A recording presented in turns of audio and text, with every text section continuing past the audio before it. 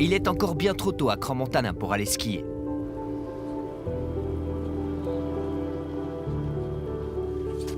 Enfin, pas pour tout le monde ce matin. La station valaisanne se réveille sous un joli manteau neigeux.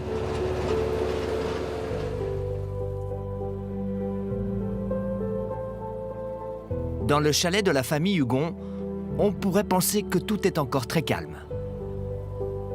J'aime bien Pirinia. Oui. Ouais. Voilà. Là, c'est l'oiseau et là, c'est... Et pourtant, à l'intérieur, Et là, ça fait... la réalité est un peu différente. Alors viens, hop. Ce matin, 3 générations sont réunies dans le chalet familial, parents, grands-parents et enfants. Une vie sous le même toit qui a changé depuis le début de la pandémie. Alizée est infirmière dans une clinique vaudoise. Elle travaille en contact direct avec le virus depuis des mois. Alors logiquement, dans sa vie privée aussi, elle essaye de prendre quelques précautions.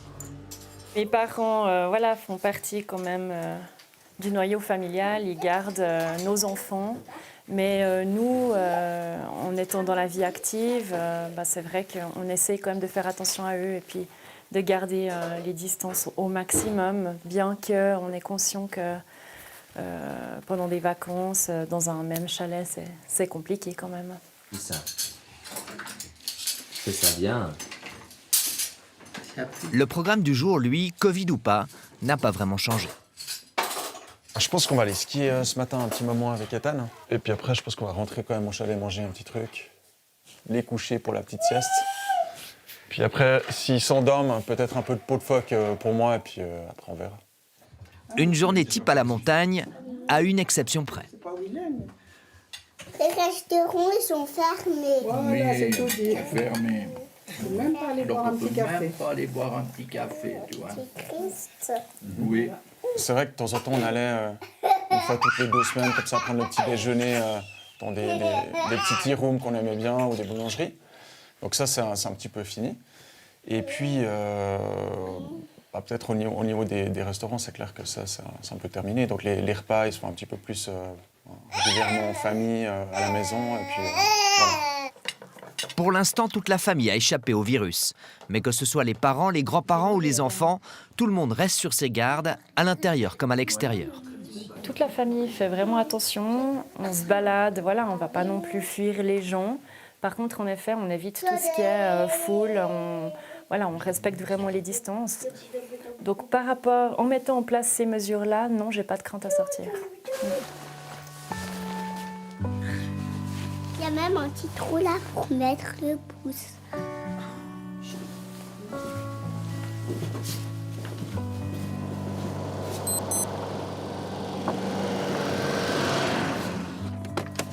Pour que la famille Tornard puisse skier en toute sécurité, certains se sont mis en route depuis un petit moment déjà. Il est 7h31, Nicolas se rend sur le parking de Crider. Est-ce qu'on m'entend? Je te vois bien. C'est bien. Tiens. Nicolas fait partie du plan de protection Covid de Crans-Montana. Depuis le début de la pandémie, la station valaisanne a engagé une trentaine d'employés pour faire respecter les mesures sanitaires. Mon rôle, en fait, c'est de protéger les gens en leur donnant des informations, en les aiguillant, en leur demandant de garder les distances, de bien porter leur masque, leur expliquant un peu la situation et essayer de faire au mieux que ça se passe bien pour tout le monde, quoi. Alors, voici notre bureau. Bienvenue. Ça, c'est magnifique. Je crois qu'il y en a beaucoup qui aimeraient ça quand même. En ange des pistes, Nicolas est bien loin de son travail habituel. Le Covid lui a d'abord fait perdre son emploi avant de lui en retrouver un. Moi, j'étais technicien son lumière dans le spectacle. Suite à tout ça, avec moins de travail, j'ai été licencié. Et donc, j'étais en recherche de travail. Et puis, il y a eu cette place de Covid Angel. Ils m'ont proposé de faire ça, puis j'ai accepté. Puis j'en suis très content, quoi. C'est possible de mettre le masque, s'il vous plaît. Merci bien. Bonne journée. Adieu, cette équipe. Ça va bien ou bien? En forme? Merci à vous.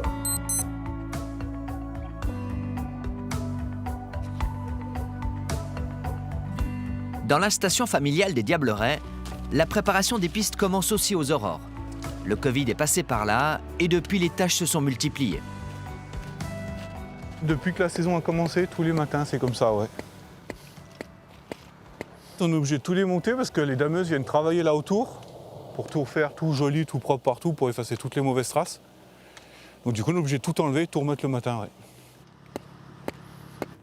Avant, nous, le service technique, on passait quand même plus de temps sur nos installations, alors que là, on est quand même obligé de venir faire tout ça en plus. Donc après, forcément, le travail sur les installations est décalé et forcément, les journées se rallongent. Le plateau de Meilleray, c'est la zone sensible du domaine.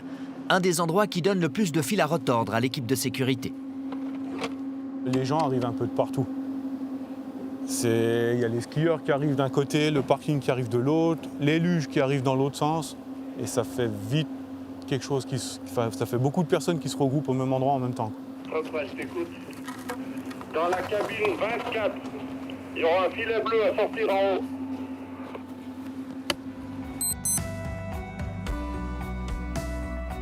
La famille Comment aime bien venir sur le domaine des Diablerets de bonne heure pour éviter la foule. La journée de ski commence par le désormais traditionnel rituel Covid.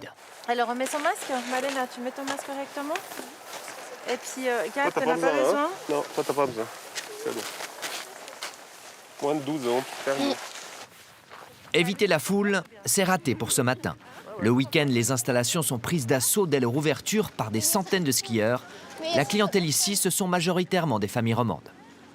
Ils ont envie de prendre l'air, hein, c'est vite vu, quoi. Il y a plus grand chose à faire. Ils ne peuvent pas faire du sport, à part peut-être aller courir un peu comme ça. Donc là, ils profitent du grand air. Sur cette zone, des hommes de la protection civile et des Securitas, en tout une dizaine de personnes qui surveillent que les mesures soient bien respectées. On se sent en sécurité et puis je trouve qu'ils sont très regardants, mais ils ont raison parce que voilà, c'est à ces conditions-là qu'on peut continuer à skier. Donc c'est vraiment une bonne chose. Mais je trouve qu'il y a pas mal de personnel. Je dirais, t'enlèves ton masque 5 secondes et puis il y a quelqu'un qui va te dire de le remettre. Mais voilà, ça fait partie du jeu, puis je le fais volontiers, je dirais. Et il n'y a pas que les skieurs qui sont sous haute surveillance. Les employés des remontées mécaniques aussi. Température corporelle normale. Ce sont pour tous nos collaborateurs. Chaque matin, nos 180 collaborateurs se font contrôler la température en rentrant, en même temps désinfection des mains et le pointage. Et comme ça, nous sommes persuadés, pour le bien de nos collaborateurs comme pour le bien de nos clients, que tout le monde est protégé, que tout est sous contrôle. Est-ce que vous, ça joue? Est-ce que c'est clair que c'est surtout là qu'il faut se trouver? Le directeur des remontées mécaniques ne laisse aucun détail au hasard. En décembre dernier, la station a reçu un carton jaune des autorités cantonales. Depuis, Christian Dubois redouble de vigilance. Est-ce qu'il faut que l'on mette quelque chose supplémentaire de ce côté? Et la désinfection se fait à quel niveau? Elle se fait en haut. Elle se fait en haut, la désinfection. Depuis le début de la saison, la station a connu une baisse de fréquentation de 20 à 25%. Et pourtant, Christian Dubois a dû engager 35 personnes pour assurer tous les protocoles de sécurité. Les charges supplémentaires sont estimées à plus de 400 000 francs. Mais pour cette saison particulière, la rentabilité n'est pas forcément prioritaire. Il est difficile aujourd'hui de dire est-ce que financièrement parlant, vous le faites, ou financièrement parlant, c'est presque une donation pour que tout le monde ait du plaisir à pouvoir profiter. Et si on ne pourrait pas le faire, je suis persuadé que dans chaque famille, nous devrions engager un psychologue ou un psychiatre. Je pense que nous avons une mission. Retour vers la famille Comment. Alors, qu'est-ce qu'on va faire comme piste aujourd'hui? Ce qu'on fait d'habitude. C'est ce qu'on fait d'habitude. T'aimes bien faire un peu les mêmes. Skier au Diableret pour Pascal, c'est un peu comme skier à la maison. C'est parmi les plus beaux souvenirs de quand j'étais petit, de venir en famille ici, skier avec mon papa, ma maman, ma soeur. Et puis quelque part de reproduire ça maintenant en famille, c'est très chouette, c'est des choses que j'apprécie beaucoup. Ouais. Bon, on va prendre le pédasiage. Ça joue? C'est parti? Et finalement, porter un masque, ce n'est pas idéal, mais dans le contexte actuel, c'est un moindre mal. Tant que je peux l'enlever quand je descends, ça va, parce que sinon je vois rien du tout avec mes lunettes. Mais sinon, voilà, laisser le masque sur le télécabine, laisser le masque ici, dans les filons, bah, c'est pas très grave. Puis toi, t'as du bol, t'en as pas?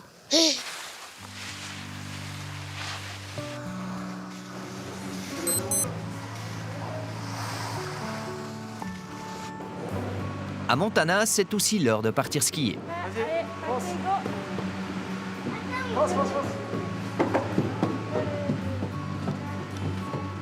Même si les tornards se sentent en sécurité, ils reconnaissent quand même que depuis le début de la pandémie, quelque chose a changé. On n'est pas si léger que ça. Je pense que voilà, on réfléchit à tout ça, on part plus en se disant on rentre dans une cabine sans se poser de questions. On est finalement obligé de penser à tout ça et puis ça nous trotte quand même toujours à quelque part dans la tête. Donc c'est sûr que c'est plus comme avant. On met la pointe d'abord. Mets la pointe. On va y arriver. Mets la pointe. Garde ton ski, Ethan. Là, t'appuies. Fort. Bravo. Fort. Dans cette période particulièrement anxiogène, skier fait du bien au corps comme à la tête. Pour Pascal, être sur les pistes, c'est aussi se libérer de cette tension ambiante, un stress qui déteint inévitablement sur son fils. C'est vrai qu'avec nos espèces de semi-confinement et puis les craintes qu'on leur transmet, c'est complètement un petit peu l'inverse, je dirais, à l'extérieur. Quand on est sur les pistes, on n'a pas, on a toujours ces signaux puisqu'on a quand même les masques, etc. Mais je dirais sur la piste, c'est quand même différent. Pascal travaille en finance dans le domaine de l'immobilier. Il est en télétravail depuis près d'une année. Pour lui, les sorties au grand air sont devenues plus rares. Il accepte donc facilement les contraintes sanitaires pour profiter de la neige. On ne peut pas se plaindre aujourd'hui de devoir porter un masque ou se désinfecter les mains parce que déjà on est en bonne santé et que ça marche, puis qu'il y a des mesures qui sont mises en place pour ça, pour qu'on puisse aussi skier. Je pense qu'on est quand même les seuls en Europe à pouvoir skier à cette période aussi, donc c'est extraordinaire. Je pense qu'on est clairement des privilégiés aujourd'hui. L'Arnova est un secteur dédié aux débutants. Les familles sont nombreuses et la fréquentation régulièrement élevée. Le lieu est donc quotidiennement sous surveillance. Ce matin, c'est notre Covid Angel, Nicolas, qui s'y colle. Bonjour, bonjour. En fait, là, on a des zones un peu de forte influence, donc là, ça va à peu près, mais quand il y a du monde, on essaye de prendre un petit peu les distances ici. Et puis après, tout est bon. Quand on est sur les pistes, on est libre, on est bien, quoi. Voilà. Et des zones sensibles comme l'Arnova, il y en a beaucoup sur le domaine. C'est pourquoi la Société des remontées mécaniques a déjà dû dépenser près de 300 000 francs pour mettre en place tous les protocoles de sécurité, désinfection des cabines, file d'attente pour respecter les distances sociales et personnel de surveillance pour contrôler le port du masque. Mais malgré toutes ces mesures, la station internationale a connu une baisse de fréquentation importante, pour ne pas dire violente, depuis le début de la saison. Sur le domaine skiable de Crans-Montana, on a à peu près 40% de clientèle étrangère. On s'en doute avec les complications qu'il y a pour voyager aujourd'hui dans le monde. C'est une baisse forte de la clientèle étrangère, ça c'est un premier point. Et puis le constat qu'on a fait à la sortie des vacances de Noël, c'est une baisse entre moins 30 et moins 50% de journées skieurs. C'est un décrochage assez important et qui se continue également sur la période creuse du mois de janvier. On n'en saura pas plus sur le manque à gagner. Mais la station a dû prendre des mesures début janvier en réduisant le nombre d'installations ouvertes tout en conservant 70% du domaine skiable. Des mesures qui ont pris fin début février pour les vacances de ski.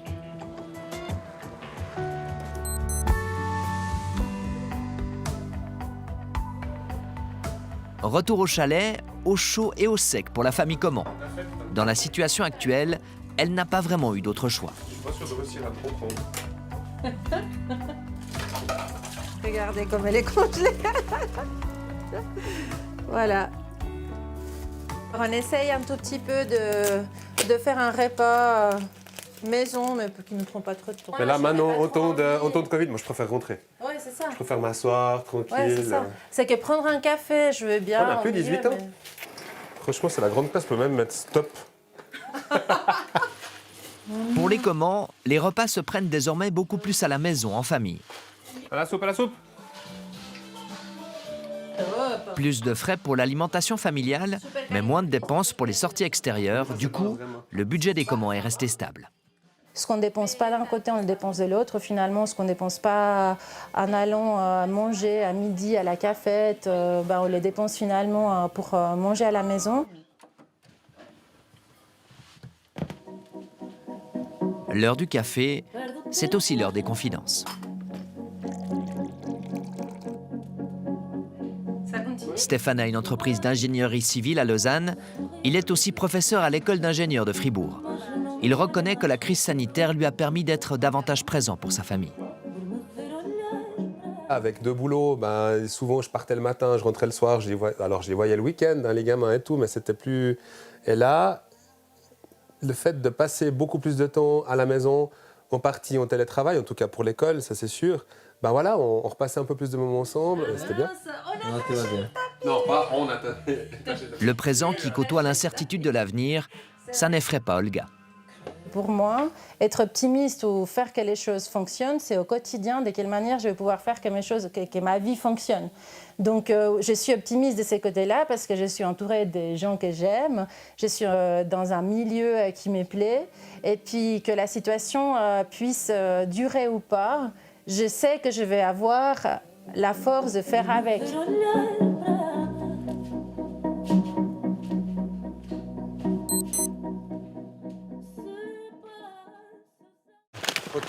Continue. Si tu tournes à gauche, t'arrives sur le tracé du rando-parc d'Aminona, pendant que les enfants font la sieste, les hommes s'offrent un petit moment de liberté. Quand tu grimpes comme ça, t'es toujours relativement seul, hein, ça va. Voilà, je suis étonné, il y a quand même du monde. Ce jour-là, Yves et Pascal ont choisi de s'évader. Mais pour le dépaysement en solitaire, ils vont vite déchanter.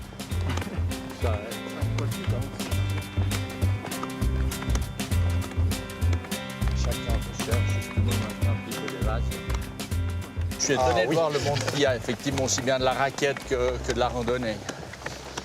Et c'est là qu'on voit justement que les gens ont besoin.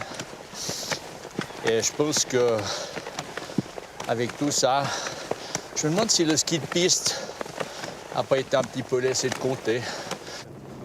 Et même dans ce petit moment d'effort et d'évasion, le Covid n'est jamais vraiment très loin. Je pense que tu vas quand même te faire vacciner, ou bien? Écoute, je pense. Ça sera dispo ou... Je suis pas pressé, mais de toute façon, je pense que je vais le faire. Pas pressé par le vaccin, mais un peu stressé par la situation actuelle. Comme beaucoup d'entrepreneurs, Yves se démène pour faire vivre sa société de fer-blanc-tricouverture dans cette période compliquée. Tout au long de la semaine, on a ces restrictions à droite, à gauche, même des contrôles.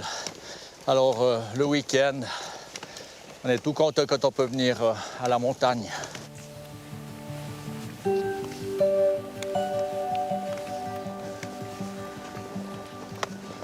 Regarde, à Minona, là-bas, on voit pas le Cervin, tu vois.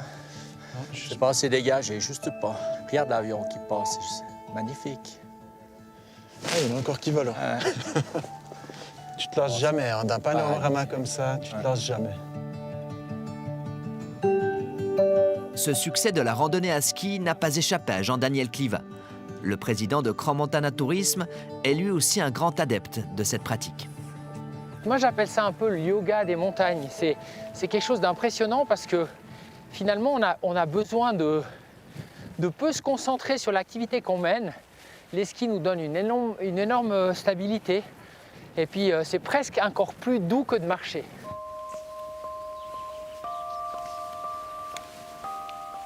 Le boom, il est là depuis bien une dizaine d'années, un petit peu moins. Et là, le Covid a vraiment mis le doigt sur un potentiel énorme pour nos destinations de montagne.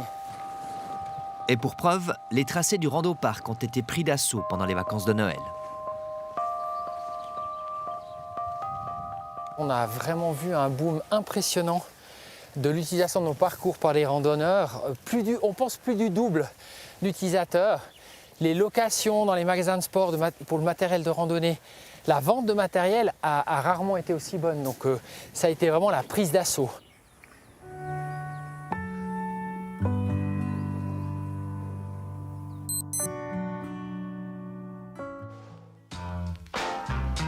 Au Diableret, c'est déjà l'heure de l'apéro. Depuis mi-janvier, les mesures se sont renforcées, même à l'extérieur. Salut! Pour les restaurateurs, servir les clients devient un véritable casse-tête. La bière, on peut la boire ici ou bien comment ça va? Ah non, vous devez la prendre et aller un peu Quelque plus part, loin. d'accord. Voilà, exactement. Un peu plus loin. On va se promener. Voilà. Un apéro qui gagne peut-être en sécurité, mais qui perd franchement en convivialité. C'est vrai que c'est un peu embêtant. Ouais, c'est un peu chiant, quoi. C'est clair. Mais voilà, il commence à faire un tout petit peu froid. Ouais.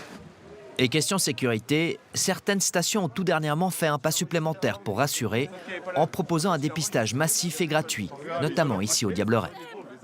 Moi, je pense que si tous les gens qui habitent ici, qui travaillent sur les pistes, qui travaillent justement dans les restos, etc., plus les gens qui sont de passage se font tester, il me semble que les gens qui se sont fait tester à Villars, là, il y a 400 personnes qui se sont fait tester, il y en avait 5, 6 qui étaient positifs. On voit un peu la proportion. Oui, je pense que ça rassure. Ça rassure les gens, ouais.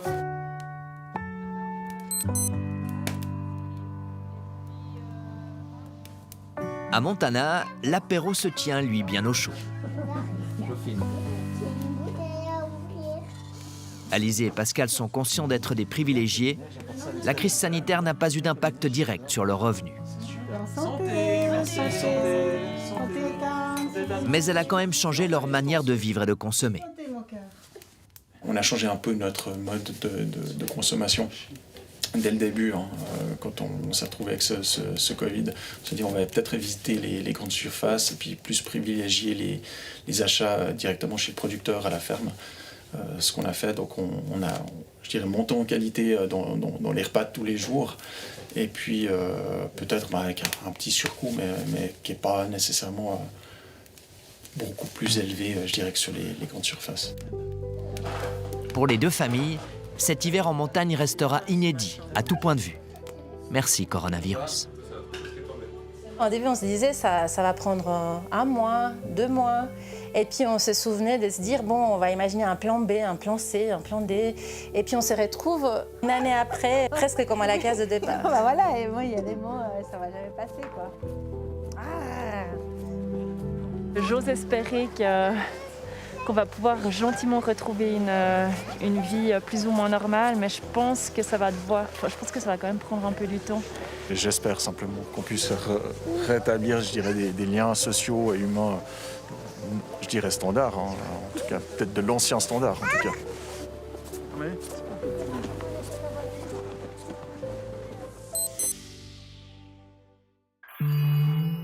Et avec nous pour parler de cette saison tout à fait hors norme, le plaisir d'accueillir Didier Defago. Bonsoir. Bonsoir.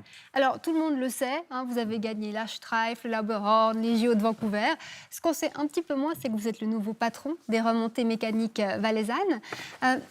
On le voit, cette saison, au niveau du ski, elle est exceptionnelle pour tout le monde, elle est en mode Covid. Personnellement, vous, comment vous vivez cette saison en tant que skieur ?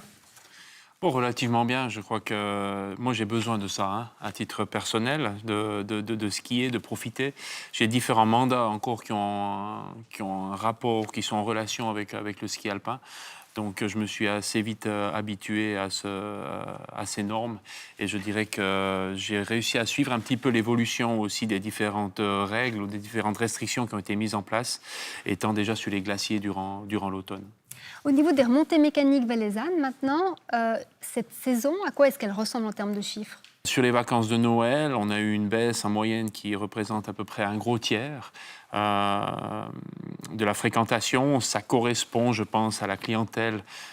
Dans certaines stations, c'est un peu plus haut, mais à la clientèle étrangère qui n'a pas pu venir ou qui n'a pas pu se déplacer. Et puis on remarque, on se rend compte aussi, et ça c'est très positif, que ça veut dire qu'il y a à peu près 2 Suisses sur 3 qui se rendent au ski. Un tiers de moins à peu près pour la période de Noël des fêtes. Bilan intermédiaire pour ces vacances de février ? Alors là, pour le moment, ça se passe relativement bien. Comme j'ai dit, on a des conditions d'enneigement qui sont certes printanières, mais qui restent exceptionnelles. On a une météo aussi qui est très, très favorable. On aimerait encore, on a vu que les cantons prenaient un petit peu position, et ça, ce serait bien aussi peut-être pour les restaurants de plaine de pouvoir disposer des terrasses, histoire d'augmenter un petit peu cette expérience client.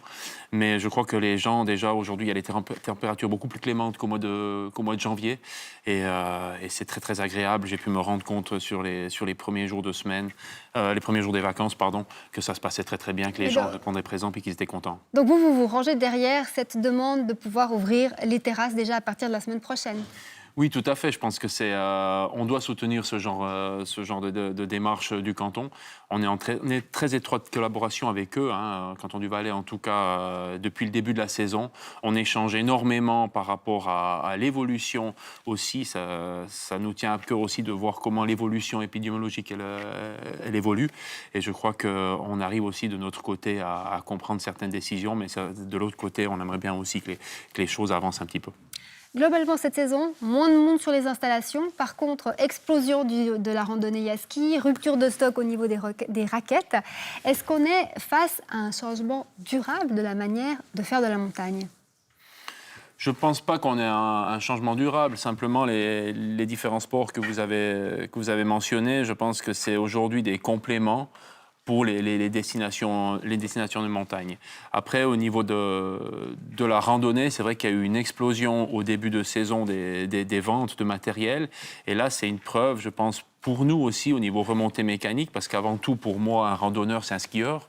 Bah, je vous mets au défi de monter sans savoir skier. Après, vous êtes en haut, vous avez un problème. C'est embêtant, oui, effectivement. C'est un petit peu embêtant. Donc, ce sont des skieurs qui ont voulu s'assurer de pouvoir profiter des sports de glisse, de pouvoir profiter de la neige en ayant cette fameuse période qu'on a eue un peu incertaine, fin novembre, début décembre, avec nos pays voisins qui ont fermé, de savoir est-ce que nous, on sera ouvert ou est-ce qu'on ne sera pas ouvert. Moi, je veux une saison de ski. Mais donc, ça veut dire, l'année prochaine, c'est quoi? L'année prochaine, on repart comme en 40, donc c'est le retour massif de la clientèle étrangère, sur des pistes bien canonnées quand c'est nécessaire, et puis les pots de phoque restent dans le tiroir? Non, je ne pense pas. Comme j'ai dit, je pense que c'est un complément aux destinations touristiques aujourd'hui. On remarque aussi que les gens font facilement les deux, mais je pense qu'il y a une certaine clientèle, surtout la clientèle famille, surtout les jeunes, les adolescents, ou peut-être les moins de 20 ans, les moins de 25 ans, eux se mettent un petit peu aussi à la peau de phoque, mais eux ont une certaine envie de consommer du ski, et ça, c'est très, très important pour nous. Il y a quand même une tendance de fond, hein, pardon. Moins de skieurs, moins de neige. L'avenir pour les remontées mécaniques, est-ce que ce n'est pas l'approche 4 saisons pour tout le monde?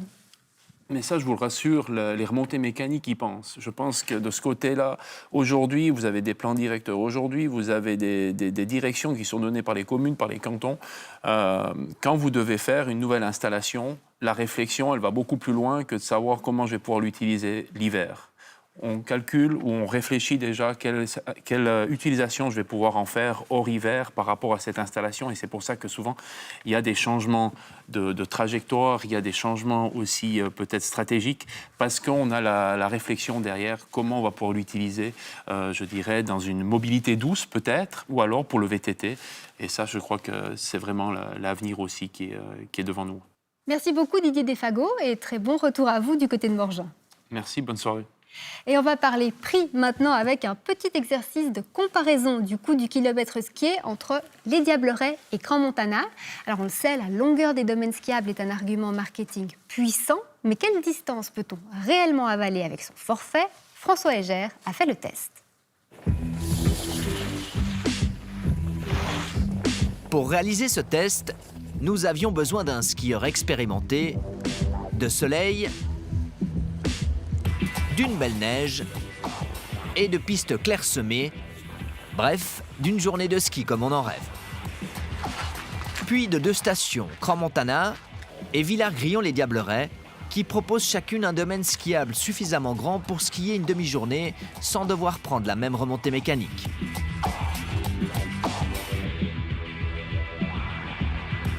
Nous avions aussi besoin d'un calculateur de kilomètres, en montée comme en descente, qui puisse évaluer le nombre de kilomètres que nous effectuerons pour notre expérience. Nous avons opté pour l'application SkiTrack, que nous avons doublé d'un GPS normal, afin d'être sûrs de nos chiffres. Enfin, nous avons défini un nombre d'heures de ski identique dans les deux stations, 4 heures, avec une pause de 30 minutes. Nous avions envie de voir combien de kilomètres parcourt un skieur lambda en une demi-journée dans une grande station internationale et dans une plus petite station familiale, en fonction de la pente, des pistes et des remontées mécaniques. Première étape, l'achat du forfait journalier à la caisse. Et première grosse différence. À Crans-Montana, le forfait à la caisse coûte 89 francs. Selon les remontées mécaniques CMA, seuls 5 à 10% de la clientèle paye ce prix. Depuis 2020, la station a misé sur une stratégie de tarification variable sur son site internet pour limiter le monde en caisse, ce qui permet de payer son forfait moins cher en fonction de la date d'achat et de la fréquentation du jour. Au Diableret, le forfait journalier à la caisse est lui facturé 56 francs, avec également un tarif variable s'il est acheté sur Internet. Deuxième différence, l'ouverture du domaine skiable. Lors de notre venue à Crans-Montana en janvier, près de 70% du domaine skiable était accessible en raison des mesures liées au Covid. Les remontées mécaniques fermaient au plus tard à 16h15. Sur le domaine de Villars-Grillon-les-Diablerets, les remontées mécaniques ferment un quart d'heure plus tard à 16h30 et près de 85% du domaine skiable était ouvert. Allez, assez parlé de chiffres, partons skier. Après 1 heure de glisse, nous avons réalisé 11,8 km à Villars-Grillon-les-Diablerets et exactement la même distance, 11,8 km à Montana. Après 2 heures, nous avons parcouru un peu plus de distance à Villars-Grillon-les-Diablerets, 23,6 km, contre 21,5 km à Crans-Montana. Après 4 heures de ski et une pause chrono de 30 minutes, l'écart s'est creusé. Nous arrivons à un total de 41,5 km à Villars-Grillon-les-Diablerets et de 35,7 km à Crans-Montana, soit une différence de 5,8 km. Il suffit à présent de diviser le coût des abonnements par le nombre de kilomètres effectués pour obtenir notre fameux prix au kilomètre. Résultat, le prix au kilomètre revient à 1,35 franc à Villars-Grillon-les-Diablerets contre 2,50 francs à Crans-Montana, soit une différence qui varie presque du simple au double. Le coût du kilomètre nettement plus cher à Crans-Montana qu'au Diableret. Pour en parler, Maxime Cotet nous a rejoint depuis Sion. Bonsoir. Bonsoir. Alors, on vous a vu dans le reportage, directeur des remontées mécaniques de Crans-Montana. 2,50 francs le kilomètre skié à Crans contre 1,35 franc au Diableret. Comment est-ce que vous réagissez ? C'est vrai qu'avec la nouvelle stratégie et politique de pricing développée sur Crans-Montana, avec ce dynamic pricing, le chiffre qui est annoncé pour Crans-Montana prend en base le tarif maximum caisse qui est à 89 francs. Mais bien entendu, si on se base sur le tarif minimum qui est à 15 francs, on a bien entendu des ratios beaucoup plus bas. Cette Quand vous politique achetez de en prix ligne, dynamique que vous avez mis en place, en gros, ça consiste à faire payer plus cher quand la demande est plus élevée. C'est une manière de réserver les beaux jours aux riches et de laisser les vilains jours aux pauvres. Je ne partage pas tout à fait cette vision, puisque aujourd'hui en ligne, vous avez la possibilité d'avoir tous les jours de l'année des cartes journalières des 15 francs. Il suffit simplement d'avoir, je dirais, une connexion Internet et d'anticiper, c'est-à-dire plusieurs semaines, plusieurs mois à l'avance. Et ça, c'est réservé à tout le monde. Mais quand même, est-ce que ce n'est pas le reflet finalement du positionnement de Crans-Montana, une station positionnée haut de gamme et donc un peu plus chère que d'autres ? Alors je ne pense pas que ce soit ce positionnement-là qui est mis en avant vis-à-vis de la clientèle. Avec cette stratégie de dynamic pricing, c'est d'une part de mettre en avant et de favoriser l'anticipation d'achat au niveau de la clientèle. Et c'est pour ça qu'on démarre avec des prix très très bas des 15 francs. On est également très transparent vis-à-vis de cette nouvelle démarche puisque le prix maximum est toujours aux caisses. Donc tout client qui achète en ligne, même à la dernière minute, même quelques minutes avant d'embarquer dans la télécabine, paiera toujours moins cher que le prix maximum caisse. Et puis cette stratégie de dynamic pricing, on l'a aussi déclinée au niveau de nos abonnements annuels puisque dans la nouvelle stratégie de CMA est d'ouvrir tous les jours de l'année au moins une remontée mécanique. Donc nous proposons des abonnements valables 365 jours par an à nos clients. Et là aussi, on a des prix de départ, par exemple, à 365 francs pour le pass 365, pouvant évoluer jusqu'à 799 le tarif caisse. Alors la tarification au niveau suisse, elle a été complètement chamboulée par le Magic Pass, cet abonnement valable dans plusieurs stations dont faisait partie Crans-Montana. Crans-Montana est sorti tout récemment de ce Magic Pass. Est-ce que ça veut dire que cette année, on paye plus cher pour skier à Crans-Montana que l'année dernière ? Bien, on a souhaité, d'une part, faire augmenter ce prix moyen par rapport à l'ancien modèle économique dans lequel nous étions. Il y avait aussi une question de surfréquentation pendant les périodes de vacances, notamment Noël et février. Et on a pu constater effectivement des baisses de fréquentation et donc beaucoup plus de confort et de qualité de service qui a été fourni aux clients. Et quand on parle de 40 francs en prix moyen pour skier à Crans-Montana, c'est tout à fait raisonnable. D'un mot encore, évidemment, saison très particulière, difficile pour tout le monde. Est-ce que vous allez rentrer dans vos frais cette année ? Eh bien, avec les 2 semaines de février que nous venons de traverser, on rattrape un peu. Mais aujourd'hui, ça sera très difficile de dire que nous ferons une bonne saison. Il va y avoir un recul sensible du chiffre d'affaires, notamment par la baisse de fréquentation qu'on a eue tout au long de la saison. Merci beaucoup, Maxime Cotet. Très belle soirée à vous du côté de Crans-Montana. Merci beaucoup. Bonne soirée. Un café aussi bon qu'au bistrot, la promesse des machines que l'on appelle machines à porte-tamis. Ce sont celles qui sont dotées d'un petit récipient pour le café moulu. Nos collègues alémaniques ont testé 7 modèles. Verdict avec Maya Cholet. Les grains de café, fruits des récoltes de milliers de petites mains en Amérique du Sud, en Asie ou en Afrique. Un long voyage jusqu'à nos machines.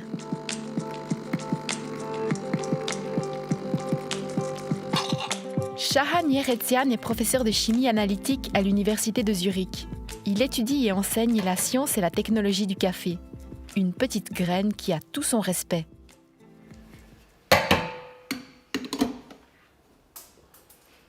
Le café que nous buvons à la maison a en fait été planté et cultivé il y a 1 an. Et c'est beaucoup de travail. C'est donc important d'en exploiter tout le potentiel quand on le boit chez nous. De respecter tout ce travail et d'essayer d'en tirer le meilleur possible. D'où l'importance d'une bonne machine à café. Shahan Yeretsian et son équipe ont testé plusieurs de ces machines à porte-tamis, comme on les appelle, pour nos collègues de l'émission Kassensturz.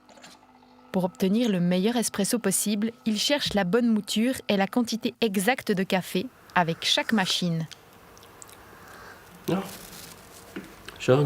Oui, très bien. Peut-être un peu moins de café. C'est bien. Ouais, je l'ai trouvé assez bon. Au total, 7 machines à espresso ont été passées au crible, avec des différences de prix importantes, allant de moins de 180 francs à 600 francs. Première étape, mettre la dose exacte de café moulu dans le porte-tamis. Il faut bien adapter la dose à chaque machine. C'est crucial pour le goût et la consistance du café. Si tout va bien, un espresso crémeux coule sur simple pression d'un bouton. Mais ça n'est pas toujours aussi simple.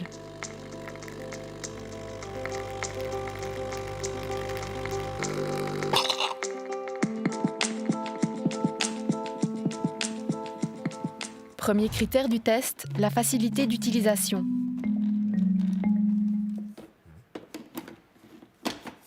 Cette machine est trop légère, elle glisse. Et ça n'est pas le seul problème. Pas facile de manipuler le porte-tamis lors de l'insertion, de l'extraction et du nettoyage, notamment à cause de cet anneau en caoutchouc. Également testé, le bac d'égouttage.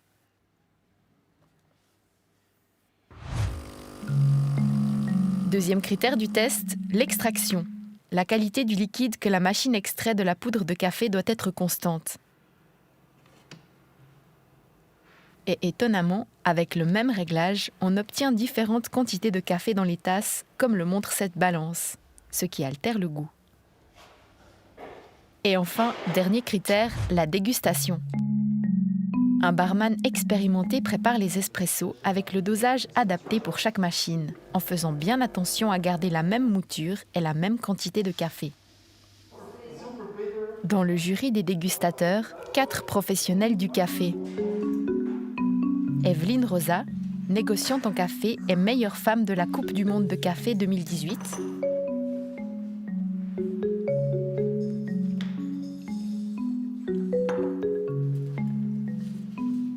Samo Semrike, chimiste analytique au Centre de compétences sur le café de l'Université des sciences appliquées de Zurich.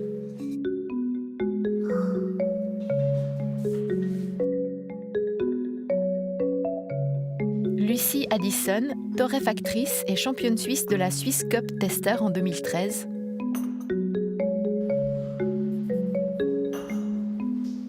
Et Marco Wellinger, chimiste analytique, spécialiste dans les arômes du café à l'Université de Zurich. Le jury juge les espressos en fonction de leur apparence, de leur goût et de leur consistance. L'espresso des machines testées peut-il rivaliser avec le café des machines professionnelles ?